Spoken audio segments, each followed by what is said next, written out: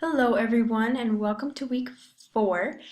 This week we're going to be talking about copyright, fair use, Creative Commons.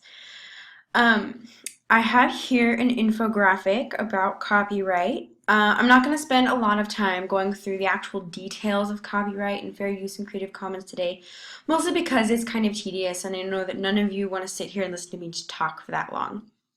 Also because I'm not a copyright lawyer, I don't know everything.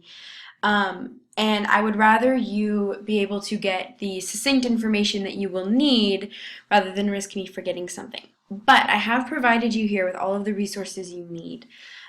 This infographic is just to give you kind of an overview of copyright, very, very basic. Something that some people don't know about copyright is that the minute that something is created, it's copyrighted. There's nothing special that you have to go through to get it licensed. It just is. But that also means that it can be really tricky to figure out how you can use things. So take a look at this infographic. It's kind of interesting. Here is a little tutorial solving the copyright mystery. To give you a better understanding of what copyright is. Some of you may already know, and that's great, but I would still like you to go through this and then take this survey so that I have something to grade you on. I promise you it will be useful to go through this, just to either refresh or to learn for the first time some of the details of copyright. Here I've included some resources for you. Copyright Basics, Western Zone Copyright Guide, as well as Stanford University's Copyright Overview and Copyright and Fair Use Charts and Tools. So take a look at those, and I highly recommend saving those. You now have your social bookmarking tool, and that's exactly what this is for. These are resources that you may find useful later when you are trying to create a presentation or something like that, and you need to know whether you can use these images or these articles that you find. Being able to reference these will be very helpful. Okay, fair use. This is a video it's actually done by a teacher who is teaching her class about fair use, what they can use and how they can use it. Something that's especially interesting about this video that she touches on is that there's actually part of this lesson that she can't film for us because of copyright and fair use. So watch this video, you'll see what I'm talking about when you do, it'll make a little more sense. So fair use is how you can use what you find. As educators, we have a little extra leeway, but there are still restrictions. For example, you can use small amounts of something, but not the whole thing. So for example, a song, you can make a mashup, but you can't use the whole song. You can add new meaning and make it original. For example, taking clips from different Disney movies, for example, and then putting them back together to tell a different story. You can rework and use something in a different way, so you can take a photo but then paint it instead. And also use for non-profit purposes, using a clip from a song in a PSA or something like that. So watch this video. It's also useful because it can give you ideas on how to present this kind of topic to your classes, which is something you will have to be doing. Okay, Creative Commons. As an educator, this may be one of the biggest resources that you will find useful. Creative Commons allows people to license their content any way that they choose. As I said earlier, as soon as something is created, it's copyrighted. But this gives educators and anybody the ability to choose how their content is shared and used, which is extremely useful, especially for people who believe, for example, in free education. This allows them to share content freely with anyone who wants to use it. And I highly recommend too that if you are someone who will be creating content, that you look into using Creative Commons to license your content. This has videos, there's 3 of them here. This first one is the most important one. It gives you a better overview of Creative Commons, what it is, why it was created. It's a relatively new program actually, or program's not really the right word, but it's relatively new. And it's amazing because it keeps you safe. You can search through Creative Commons and be able to see exactly what the licensing is on the image or whatever it is that you found. And that way you don't have to worry about copyright. when you just do a Google search, it can be difficult to figure out exactly if you're allowed to use it or not. But through Creative Commons, it's all extremely clear about how and when you can use what you found. So take a look at these videos, especially this first one. This one's a little bit longer. This image here was made with ThingLink, which is kind of fun. It lets you take an image and make it interactive. So that's something that might be useful for you as a teacher as well. Also, here's a research, Alternatives to Google Image Search by Richard Byrne. We've looked at him before. It's kind of along the lines of what we talked about last week, which was using advanced search or the search tools to find your licensing. So take a look at that, as well as this, finding classroom appropriate pictures with photos for class. You will never have to worry about inappropriate things popping up. So take a look at that as well. All right, now to our official assignment for this week. This week, you are going to create a research proposal on the topic you've been looking at all quarter. We're finally going to be doing something with it.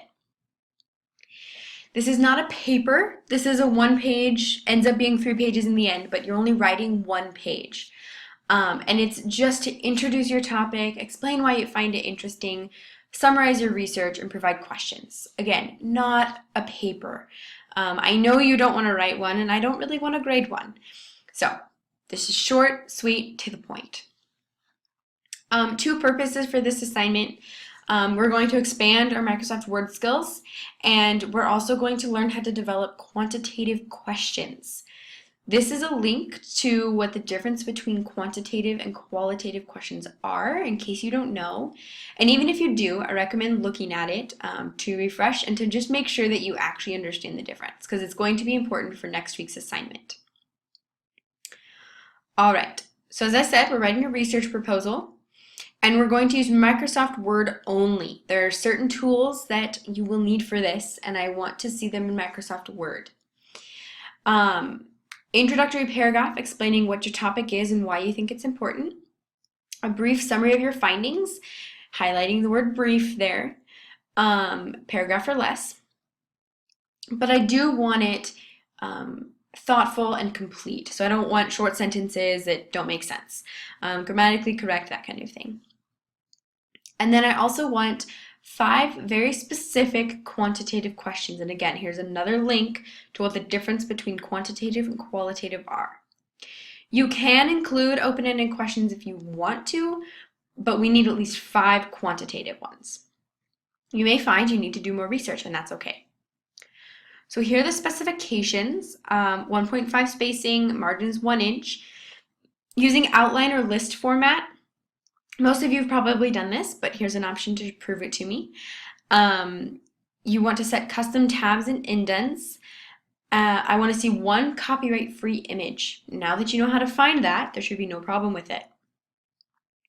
I want you to be tracking your changes using the built-in Microsoft tool, and I want those to be visible because I need to see that.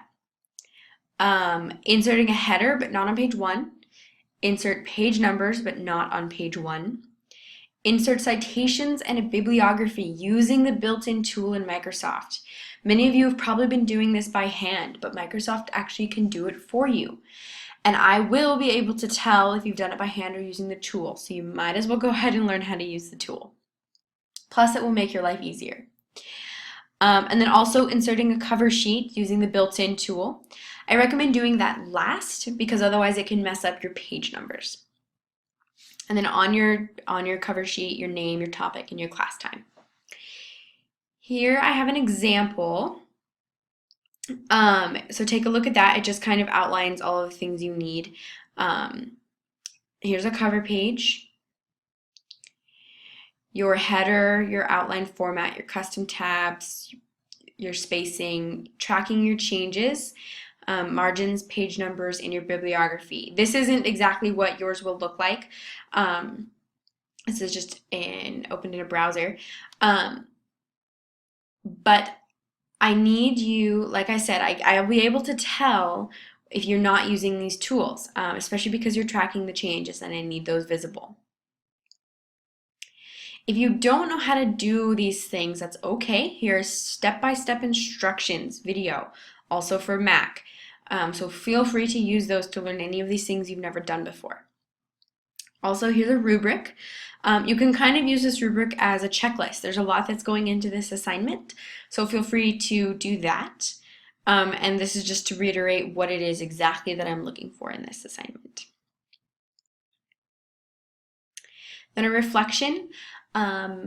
Please make sure to respond to at least one classmate, and give me some thoughts that you might have on if this is useful for you as educators to be learning how to do right now. Are these tools you already knew how to use?